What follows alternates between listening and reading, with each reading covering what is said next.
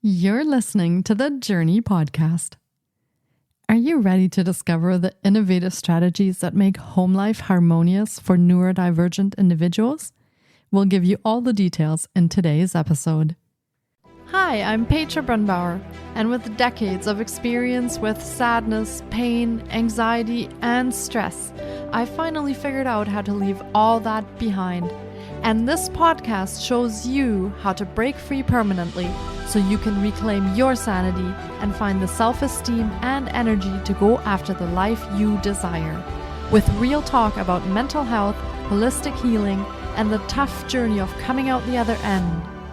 This is the Journey Podcast. Welcome to today's episode. In this episode, we delve into the world of home organization with a special focus on neurodivergent individuals. Together, we explore how creating an organized and harmonious living space can significantly impact the well-being and daily life of people with neurodivergent traits. We discuss practical strategies, empathetic approaches, and the power of customization when it comes to decluttering and organizing spaces to make them more supportive and comfortable for this unique demographic. As we navigate the intricacies of home organization within this context, we emphasize the importance of understanding individual needs and preferences. Our discussion centers on the notion that organizing a living space should be a collaborative and empowering process that celebrates uniqueness. Through our engaging conversation, we invite you to discover the profound benefits of home organization tailored to neurodivergent individuals, fostering environments that promote tranquility, creativity, and a sense of belonging. Alyssa is a neurodivergent woman using her background in education and psychology to share a revolutionary home organization system with others like herself. She can usually be found in the kitchen or working with her plants when she's not indulging her passion of talking home organization on social media. Here is my interview with Alyssa.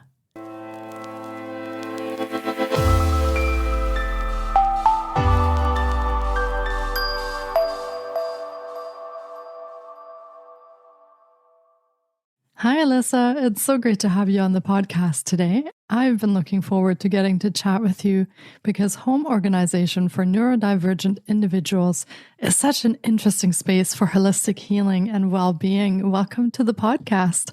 Yeah, thanks for having me. It's my absolute pleasure. And do you want to share with our listeners a little bit about your own story and how you came to be in the field of home organization? I find that so interesting. Yeah, absolutely. So it really all started kind of around the time the pandemic started. I was at home a lot more. I mean, a lot of people were at home a lot more. And when you leave your home every day, you sort of get a break from it. But when you're there all the time, you don't ever get a break from looking around and seeing all the things that need to be done. And I was really struggling with getting everything done. And I was feeling really down on myself because I was thinking, I'm here all day long, every day. Why can't I be like other people? It seems so easy for other people. Why can't I just keep my space clean, keep my home organized? It seemed like I just couldn't do it. Then I found out that I'm autistic and have ADHD. And I started realizing as I learned more about those aspects of myself that the systems that I was trying to follow to keep my home organized were not working with the way that my brain works. And I needed something else because I was never going to be able to follow a lot of these conventional organizing systems. And that was contributing to me just feeling really bad about myself. And the more I learned, the more it became clear that there are methods that really work for people who have these kinds of neurodivergent thinking patterns, but they're not the kind that are being taught in a lot of the conventional organizing books, the TV shows, a lot of the advice that you commonly see. It just doesn't work for people that have brains that work like mine. The more I started putting together methods that worked better for me, and sharing those a little bit with people who were around me and some of my family and some of my friends who also either had autism or ADHD. And they started saying, wow, this is great. This really works. I actually feel like I'm on top of things for once. And then I decided, okay, I have to share this with more people, because if I'm struggling this much and my friends are struggling this much, there are other people out there who also feel like they're cleaning all the time and they just can't catch up.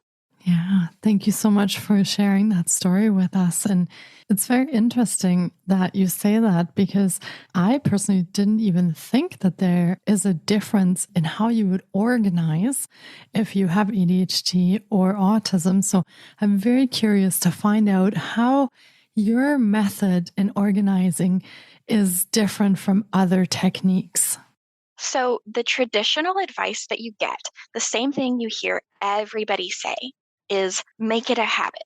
That's great unless you have one of these, like ADHD and autistic people really struggle to form habits. We have to remind ourselves to do everything all the time. So, if you look up the definition of a habit, it's basically something that you spontaneously remember to do.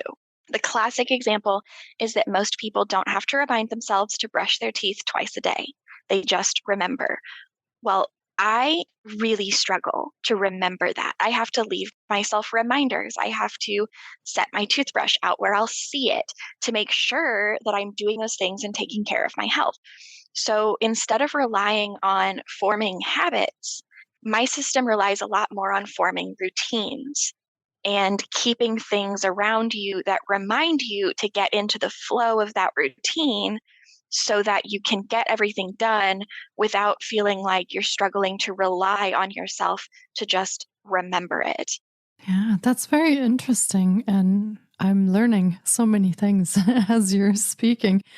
Especially, I do have people in my family who have ADHD also. And as you are speaking, this is making a lot more sense to me now as to why certain things happen or don't happen, why I don't really understand the process. So, because there is a different thinking pattern.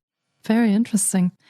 Now, you mentioned that during the pandemic, you had some challenges with organizing, and it did impact you and it did impact your mental health. So, how does organizing your home end up impacting your mental health when it isn't working, for example? Does it lead to frustration, negative feelings, things like that? Yeah, I think it really has big impact in a couple of specific ways.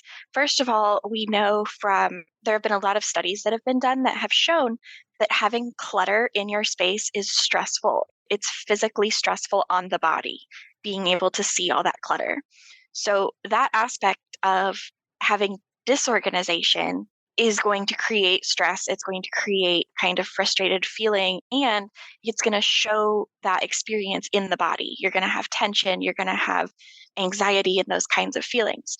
It also can cause a lot of mental stress because, especially as women, we are sort of presented these messages that it should be so easy for us to keep our homes nice and neat, and that this should be effortless for us because supposedly we're just naturally good at this. And then in cases where that's not true, because obviously that's a myth, everyone has different skills. And when we find that it's not easy and it's not effortless, we can really struggle mentally with wondering kind of what's wrong with me, because we don't often question those messages, we question ourselves. So it can cause a lot of depression, it can cause anxiety. It affects our ability to rest. Because if you can't sit down in your own home and watch TV or read a book without constantly thinking, oh, I need to throw the laundry in. Oh my gosh, I meant to unload the dishwasher and I didn't get to it. Oh my gosh, my kids' clothes are going to be dirty for school on Monday and I need to throw them in the dryer, but they've been sitting in the washer and do I need to rewash them? And if you constantly have all these messages going through because you're trying to make sure you don't forget something, you never really have the opportunity to rest and take a break. It's not good for us to not be able to rest. It's really important to have those down times when you're not constantly having to try to monitor to make sure that all the things are getting done. Yeah, that makes a lot of sense. And especially in addition to all of the other things that women usually tend to take care of, the household, the children, their work, and then to not be able to have that rest throughout that can definitely have a huge impact on mental and physical well-being. Now, I'm curious, how do you incorporate home organizing into your routines so that you remember and that it feels comfortable for you? What do you do to make that part of your day? So, one of my big tricks that I use for myself is putting things either in my line of sight or putting them next to other things that I use together, which everyone kind of has some sense of doing this. Like, where do you store your dish soap? You store it right next to your sink because when you're standing at your sink, that's when you need the dish soap. So, you always know where it is. So, I try to incorporate that principle into storing basically everything. It's stored where I use it. Because if it's not, I'm less likely to put it away. I'm not going to walk all the way across the house to put something away. I'll lay it down and tell myself, I'll do that later. Will I do it later? No. But it's very easy to tell myself that. And so then these piles start building up. So, how I prevent the pile from building up is by making sure that things are stored very, very close to where they're going to be used and very close to other things that will be used at the same time. So, in my kitchen, I have my plates stored directly above where my silverware is stored. Because otherwise, I will find that I've set the whole table to be ready for dinner and nobody has forks. And then those same messages start running about, oh, why can't I remember to do this? I do this every day. This is so frustrating. Well, finally, I got tired of it. And I said, you know what? I'm just going to move things around so they're right next to each other. And I have basically not forgotten since I moved them around. So Yeah. just keeping things next to other things or making things really, really easy to put away. When the place where you're putting it away is right next to the place you're using it, why not just do it now? If it's all the way across the house, yeah, I'm probably going to lay it down and tell myself that I'll get to it later. Yeah, absolutely. But that makes a lot of sense. And I'm wondering what kind of dynamic does this create if you're living with someone, for example, who does not have neurodivergent traits? Is there a tension that arises because of the different thinking patterns and the way that the home is organized? Can that lead to frustration and can that lead to some challenges and difficulties in the home? I think it definitely can. And I think it leads to more tension when the home is organized in a way that doesn't fit the neurodivergent person's needs. Because the person who does not have neurodivergent traits is going to find it a lot easier to just put something away wherever its designated home is. And the struggle a lot of the time is because one partner has no problem putting things away across the house, and the other partner really struggles and they leave things lying around. So when it's easy for both partners to put things away, or your children, if you have a child that has this and they always struggle to put their things away, if the system is easy for them, everyone will be happier because everyone will be able to put things away. And then you won't have the growing piles of things where it's like, oh, well, I don't know where to put this, or I don't want to put this away right now. So I'll just add it to the pile. And this seems very chaotic to everyone who does not know what's in that pile. The child who is constructing this pile may be able to tell you exactly what's in there and exactly where it all is, but that's not helpful to anybody but them. Yeah. So creating this system that works for sort of like the most struggle, whoever is struggling the most, if the system is working for them, it is much more likely to work for everyone else as well, even if temporarily they have to get used to putting things away in a different location. Mhm. And can you work as a family, for example, on this together to find out maybe what your spouse's preferences would be or your children's preferences would be? Can you work together as a family to construct the system? Or is this something where you come in and you work with the family unit to make that work for them? Absolutely, you can do this as a family. And in fact, I would tell people to be very cautious if they're hiring someone to come into their home to do this for them, because you want to make sure the system is going to work for you. And so if someone else comes in and sets up a system, it's great if that system works for them. But the problem right now is that if it's not working for you, having someone else create another system that doesn't work for you is really not helpful. So I definitely would say get your family involved and see what works for people. And where you can start, the easiest place to start is finding the things that frustrate you the most. If it's, oh, my child always leaves their shoes next to the door, you can ask them, why is it difficult for you? What part of putting this away is hard for you? And the answer may be, well, I'd have to go all the way to my room, but I'm not going there. I'm going straight to the kitchen to grab a snack out of the fridge. Okay, so then maybe you can put a shoe rack right by the door where they're throwing their shoes. Or you can figure out where the struggles really are, and then you can find ways to work around them or to organize in place. And instead of taking things to the shelves, maybe you take the shelves to the things. And whatever it is that you need to do to make it really, really easy to do the organization is going to make things look neater and cleaner and more organized.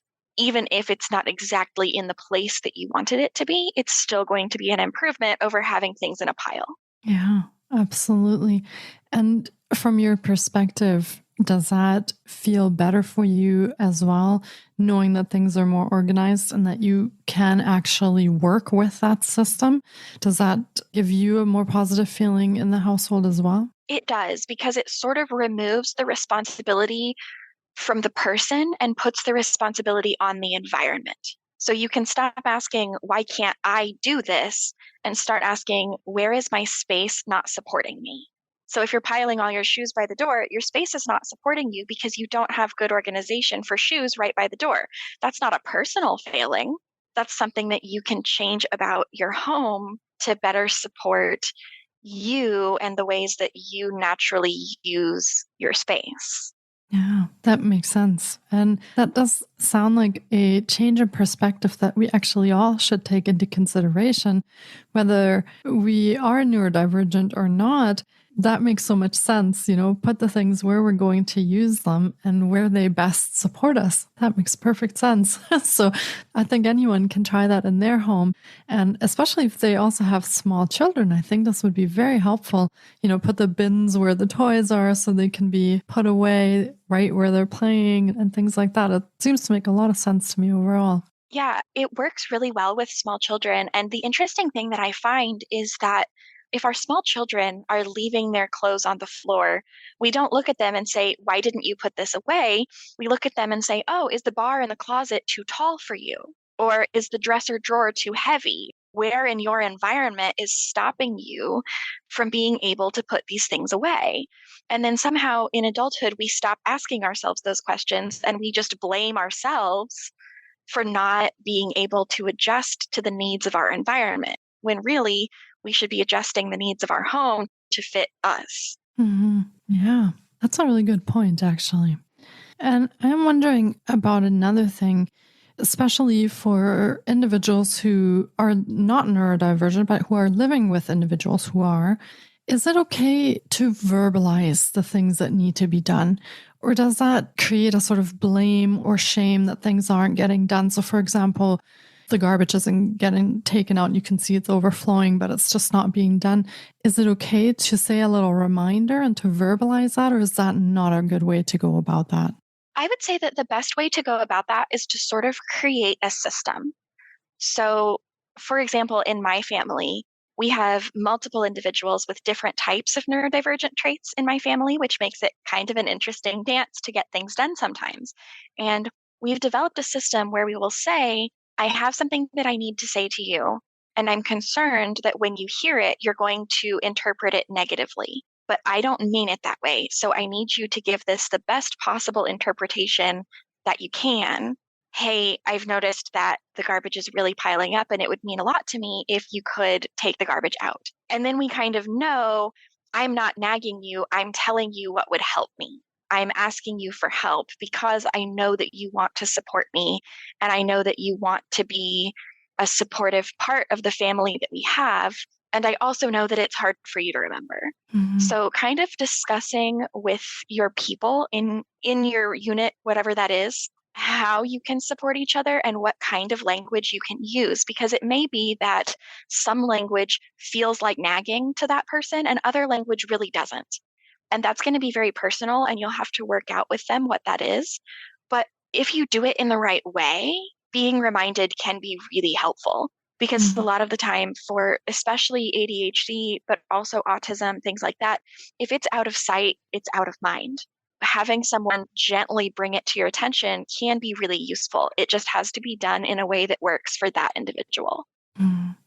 Yeah, thank you for explaining that. I think it's good to set up these kind of systems and to be sure that the family can work sort of as a unit instead of everyone feeling like they're being blamed just because they need a different system in place. So that's really great advice. And you were adult diagnosed, so you came up with these systems that work for you later on in life. But could you already implement this with your children and have them grow up sort of organizing this way so that when they do get older, they might find it less challenging?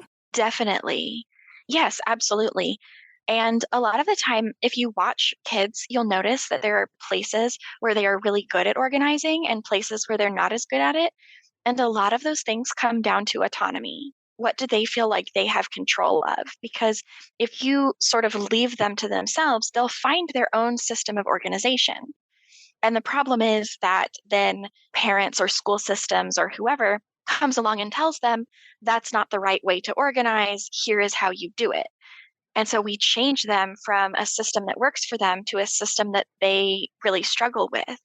So if we can sort of instill that sense that organizing is very personal from the very beginning, we can keep them from experiencing a lot of that shame cycle around why can't I just do this if it's so easy for other people? Why is it so hard for me? We can really prevent a lot of that by showing that it can also be easy for you. It's just not necessarily going to look the same as it is for someone else. And really, we all know that our organizing isn't the same as everyone else because everyone has had the experience of being a teenager and your mom comes in and cleans your room. And you're like, Mom, now I can't find anything. And it's so frustrating. And then somehow, as soon as we become an adult, we're like, oh, well, this must be the one right way to do it. When just a few years before, we knew very intrinsically that her way was not my way. But then we also forget about that with our own children, that their way of organizing may not be the way that we want things to be organized. So really setting them up to know what feels good for you, what feels easy for you. And it may be having big bins where everything is out and visible. And that may be really upsetting for a parent who wants to look at clean surfaces and wants everything behind closed cabinets. And that can cause some friction, but trying to recognize that this is the system that works for them and that may evolve as they grow up, and giving them the space to organize in ways that really work for them can benefit them greatly, especially once they're out on their own, because they already know they have the ability to have an organized space and they don't need someone else to do it for them. They are capable of building that system for themselves. And that's really powerful to be able to sort of claim that power in your own life that you can create an environment, create a home, create an apartment, a house, whatever it may be that serves your needs, where you can really rest and relax and get that restorative time. Yeah, I was going to say it almost feels like you're empowering your children and maybe also building their self-confidence from a younger age that they can handle all of that. So all around, I think that would be a great thing to implement. But like you said, also many parents might not know that their children are neurodivergent until later in life. So yeah, although they might notice it when it comes to organizing and hopefully having the awareness and recognizing that maybe that's what's going on and being able to help. Yeah, and this can definitely work for people who do not have any kind of neurodivergent diagnosis. It's just about the way that your individual brain wants things to be and the way that you naturally move through your environment. And I think that a lot of the organization writers out there are really wonderful and I kind of idolize some of them, but I would not want them to come in and organize my space because the way that they would do it is not the way that I want to do it. That makes sense.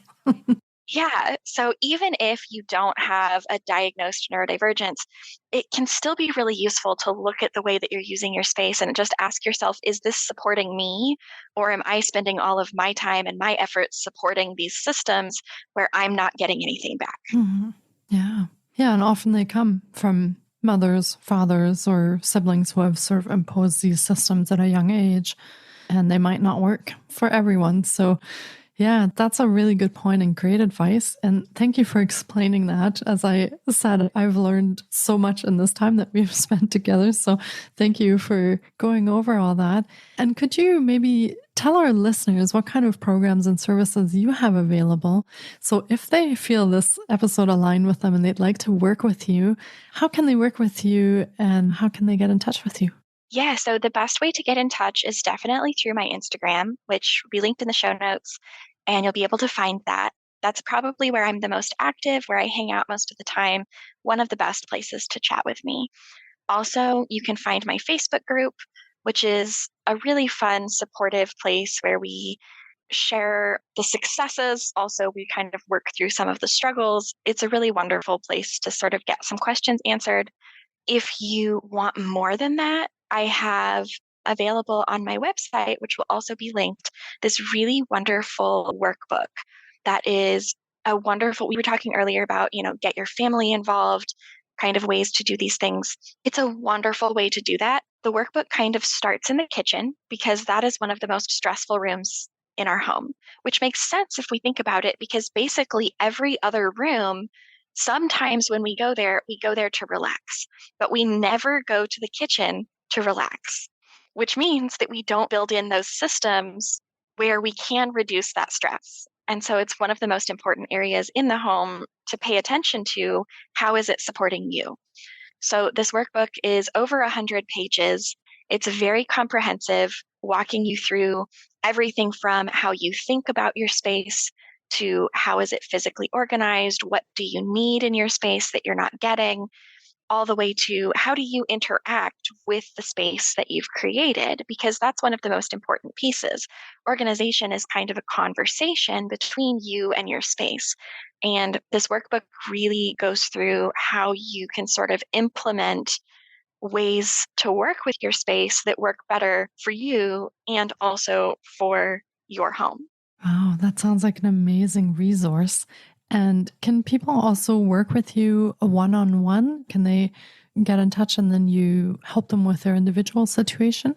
There are some programs that I'm still kind of building out that should be available either later this year or early in the next year, depending on, I want them to be really good, robust programs. So I'm still focusing a lot of attention on building those out. If you want one-on-one interaction right now, the Facebook group is definitely the place, because in the Facebook group, I very often will do sort of Q&A or like mini coaching, kind of one-on-one. So that is definitely currently the best place to look for that. And then you can also like join my email list and then be notified whenever those programs that are still working their way through the pipeline are available to take advantage of. Amazing. And as Alyssa said, we will be linking to all of her offerings in the show notes as well.